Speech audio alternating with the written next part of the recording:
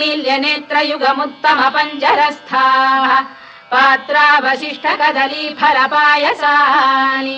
भुक्त्वा सलीलमथकेलिशुकाः पठन्ति शेषाद्रिशेखर विभो तव सुप्रभातम्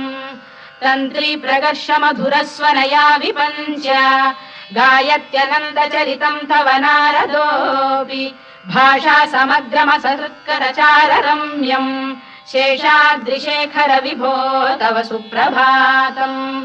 भृङ्गावळी च मकरन्दरसानुविद्ध जङ्गारगीत निनदैः सह सेवनाय वीर्यात्युपान्त सरसी कमलोदरेभ्यः शेषाद्रिशेखर विभो तव सुप्रभातम् योषा गणेन वरदध्नि विमथ्यमाने घोषालयेषु दधिमन्थन तीव्र घोषाः रोषात् कलिम् विदधते ककुभश्च कुम्भा